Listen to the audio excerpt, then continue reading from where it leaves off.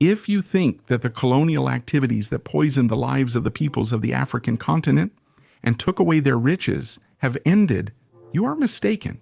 The former colonizers have no plans to give up these valuable resources now or in the future. They are just no longer officially colonizers. They have changed their form. So in this video by Kablosus Dergi, we will look at how France's activities in Africa have changed form and how they still control Africa. Before we get into the video, don't forget to subscribe to the channel and like the video to support us. Colonialism, which profoundly impacted history, originated from Western civilization, specifically Europe. The Renaissance, which was a turning point in bringing the old continent out of the Dark Ages into Enlightenment, also brought with it the consciousness of being European. With the addition of the Industrial Revolution to all these, European states set sail first for the Americas and the Far East in search of new resources to grow, become wealthier, and gain more power. During the period when the Ottoman Empire began to lose power, they started to take an interest in Africa. Thus, a struggle for division began across nearly all of Africa, where major economic interests were involved. Countries like Portugal, Spain, the Netherlands, Germany, France, and England, which fought each other in Europe, extended their wars and conflicts to Africa. France played a major role in world colonial history. Because of this, they developed a fierce rivalry with England over time. They carried the rivalry they maintained in Europe to the African continent as well. In this rivalry, France and England alternately won, each seeking to expand their cultural imperialism. With the Industrial Revolution, France undoubtedly became a global and imperial power by establishing colonies and settlements in distant countries like Africa. They realized their imperial dream not only in Africa, but also by turning parts of North America, the Antilles, and East India into their colonies. During the Ottoman Empire's decline, France and England began to gain absolute authority in Africa. Between 1830 and 1900, during the 70-year period, many African countries such as Algeria, Gabon, Mauritania, Senegal, Guinea, Ivory Coast, Congo, Mali, Madagascar, Benin, Burkina Faso, Togo, Chad, and Niger came under the protection of France. This meant a large part of the continent. The French often used violence while exploiting Africa. Despite having fewer troops in the area, they used violence to intimidate locals and succeeded. However, as local and international reactions grew, they began to ease their violent policies. For this purpose, they established the Ministry of Colonies, which is now known as the Ministry of Overseas Territories. Their violent colonial control policy had become obsolete. When the colonies remained, the French then made cultural imperialism, known as soft power, the main focus of their activities. The officials who went to the region prepared reports on their opinions and findings about the local people and presented them to higher authorities. Also, considering the colonial region's democratic structures, they made it a principle to act more carefully with locales. They even made the exploited communities happy and carried out actions that would boost their pride. France conditions.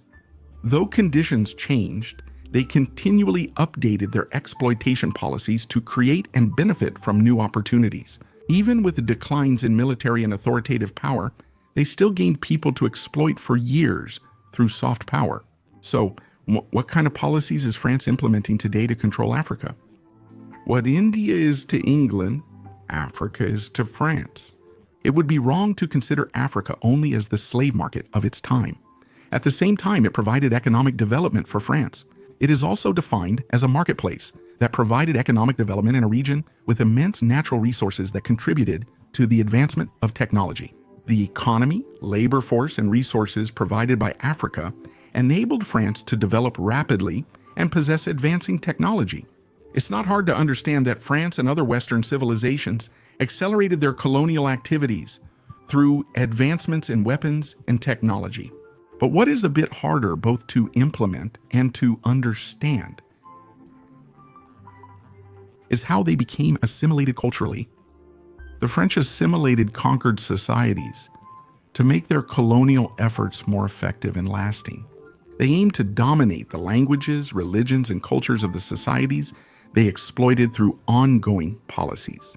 A major example is the Christianization efforts and the groups known as the White Fathers and White Sisters, founded for this purpose.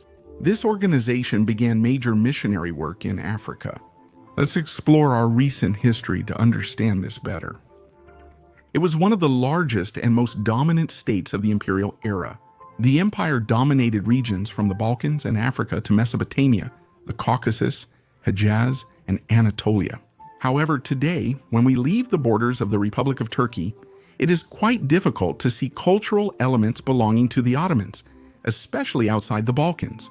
This is mainly because the Ottoman Empire, unlike Western civilizations, did not impose domination or oppression on conquered lands. The Ottoman Empire did not assimilate societies. It ruled through religion, language, or culture to gain dominance, but instead allowed them to keep their national values. In short, the Ottoman Empire never restricted the cultural and religious freedom of its peoples. But Western civilizations, especially England and France, who wrote the book of colonialism from A to Z, have absorbed the societies they exploited, including their education, languages, religions, and cultures, because history is nothing but repetition. If you take away a society's language, if you can't change their education and culture, you have no chance of successfully ruling them or carrying out colonial activities. There is another reason besides missionary work behind the French bringing Christianity, which is one of the fundamental components of culture, to Africa. And this reason is quite important. For native Africans to become Christians and believe in the Bible, they had to serve white Europeans and accept themselves as societies devoted to them. This was also one of the most important teachings of missionary activities. The order of white priests and white nuns was also established for this purpose. In this way, French white people, they gave religious meaning to their status as masters in Africa, legitimizing their colonial activities. Cultural imperialism policies paired with missionary work perpetuate covert colonialism, seen in both the ongoing use of French in Africa and the persistence of French culture. For example, we can see that English and French are the most widely spoken and officially recognized languages in Africa. Even today, in all African countries that were once French colonies, French is used as a language of education and instruction alongside local languages. In fact, so much so that Frenchman Joseph Valmore, who wrote a book called Organizational Problems, said in 1909 that the tendency to assimilate is one of the great perversions of the French people. Joseph Valmore's book is still used as a reference in academic studies. For example, when we look at Tunisia in the North African region, which is still Muslim, we see that it was a part of the Ottoman Empire between 1575 and 1881. Between 1881 and 1956, it was under French rule. In Tunisia, under Ottoman rule for over 300 years, Turkish was never a spoken language. However, the French, who ruled for 75 years, made French a widely spoken language throughout Tunisia. Alongside Arabic, they made it mandatory as both the language of education and instruction. While Arabic is Tunisia's official language, French is more prevalent in administration, business, and education. The CFA franc imposed by the French on their African colonies is a key reason for their continued control over the continent. They introduced this currency in 1945 and kept African nations' foreign exchange and gold reserves in Paris until the late 1970s. Until this date, the central banks of the exploited African countries were also located in Paris. Although they relocated reserves and central banks to their countries, in 1970 the CFA franc still enables France's economic exploitation. In 2019, African countries and France agreed to replace the CFA franc with a new currency, the ECO. The ECO currency was set for 2020 circulation, but its launch was delayed to 2027 due to pandemic uncertainty. The French also manipulate the democracies within African countries, ensuring that these countries are governed as they wish by people of their choosing. For example, if a coup takes place in an African country and it conflicts with their interests, they condemn it, but they openly support a coup in another country because the coup plotters in that other country are most likely working for the interests of France. If a collective national consciousness against France develops in a former African colony, they stop opposition by turning the country's ethnic groups against each other. In fact, even when there is no ethnic background, they group people based on appearances and make them hostile toward each other. In the genocide that took place in Rwanda in 1994, the closest friend and supporter of the Hutu government, which carried out the genocide, was France. This is how France still controls Africa. Just think about Africans who grow up with French culture and language. They speak French among themselves on the streets. They do business in French. They receive their education in French.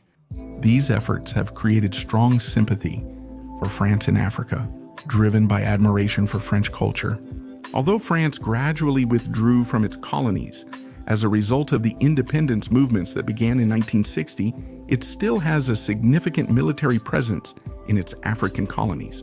It has presence and political and economic power, but it should not be forgotten that before withdrawing from its colonies in Africa, French became the official language in all these countries, and the rulers adopted French culture. Naturally, these countries have remained economically dependent on France.